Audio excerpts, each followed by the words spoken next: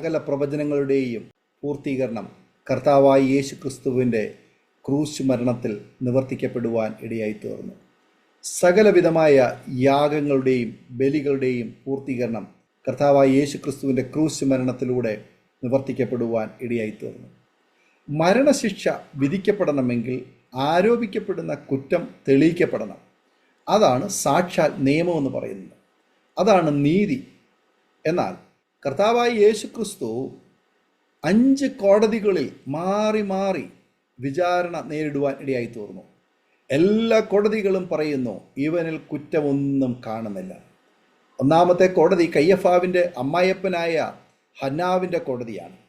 അവിടെ വെച്ച് യേശുവിൻ്റെ ഉപദേശത്തെക്കുറിച്ച് ചോദിച്ചു. കർത്താവായ യേശു ക്രിസ്തുവിൽ ഒരു കുറ്റവും കാണാൻ കഴിഞ്ഞില്ല. പിന്നീട് കയ്യഫാവിൻ്റെ കോടതിയിൽ യേശുവിനെ കൊണ്ടുപോയി. കയ്യഫാവിനും അവനെ കുറ്റക്കാരനെന്ന് വിധിക്കുവാൻ കഴിഞ്ഞില്ല. സന്നദ്ധി സംഘത്തിന് മുമ്പിൽ വിചാരണ ചെയ്യപ്പെട്ട യേശുവിൽ യാതൊരു കുറ്റവും കണ്ടെത്തിയില്ല.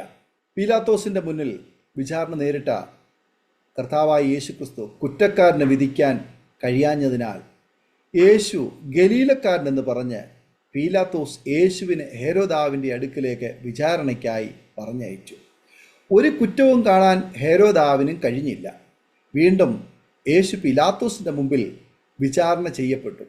പല തവണ വിചാരണ ചെയ്യപ്പെട്ടിട്ടും ഒരു കുറ്റവും കണ്ടെത്തുവാൻ കഴിയാതെ പീലാത്തോസ് ഇങ്ങനെ പറഞ്ഞു, ഈ മനുഷ്യൻ ജനത്തെ മത്സരിപ്പിക്കുന്നു എന്ന് പറഞ്ഞ് നിങ്ങൾ അവനെ എൻ്റെ അടുക്കൽ കൊണ്ടുവന്നുവല്ലോ.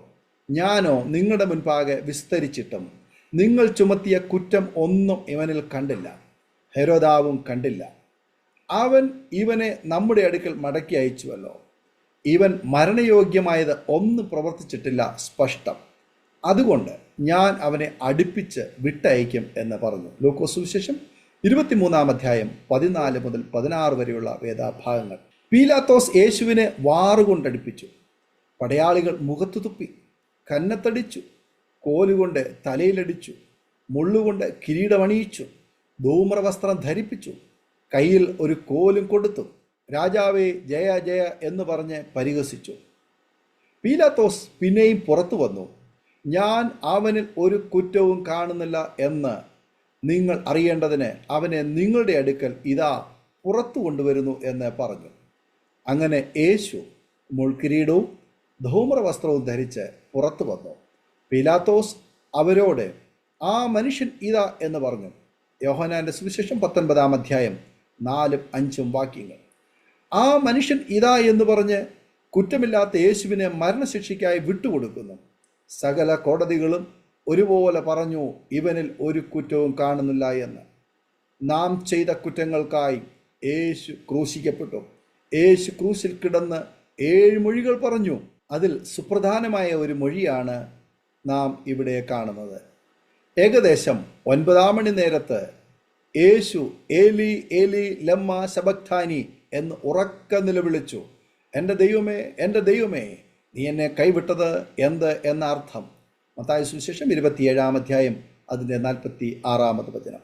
എല്ലാ സുവിശേഷങ്ങളും പരിശോധിക്കുമ്പോൾ നമുക്ക് കാണാൻ കഴിയുന്നത് യേശു ദൈവത്തെ പിതാവേ എന്നാണ് എല്ലായിടത്തും വിളിച്ചിരിക്കുന്നത്. എന്നാൽ ക്രൂശ് മരണസമയം മാനവകുലത്തിൻ്റെ പാപങ്ങൾ യേശു സ്വയം ഏറ്റുവാങ്ങി യാഗം ആകുവാൻ അർപ്പിക്കപ്പെട്ടു. ദൈവം ഒരു നിമിഷം ആ കാഴ്ച കാണാനാകാതെ തൻ്റെ വിശുദ്ധ മുഖത്തെ യേശുവിൽ നിന്ന് മറച്ചു. പാപഭാരം യേശുവിൽ നിന്ന് പതിച്ചപ്പോൾ പിതൃപുത്ര ബന്ധം വിച്ഛേദിക്കപ്പെട്ടു.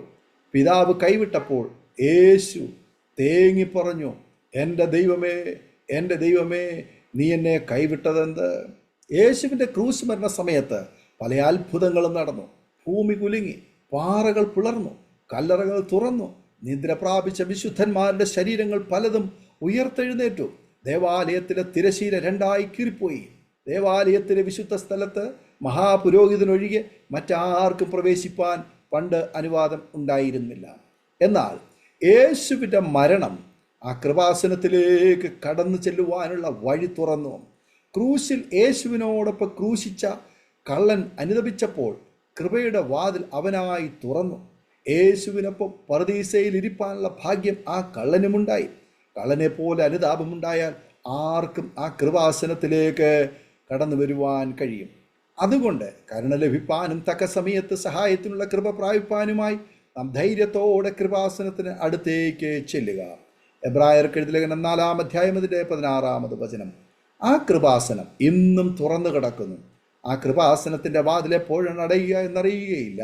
ഇതാണ് രക്ഷാസമയം, ഇതാണ് സുപ്രസാദകാലം. ആ കൃപയുടെ മറവിൽ വസിക്കാം.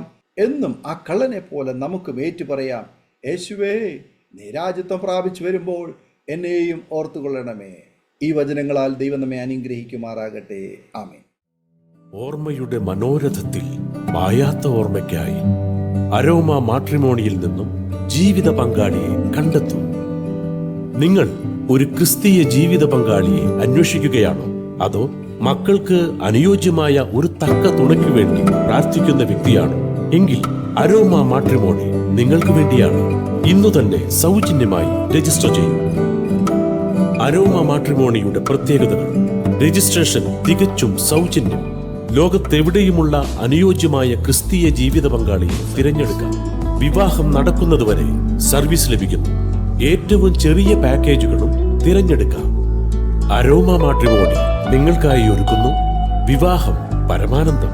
Email aroma matrimony2020@gmail.com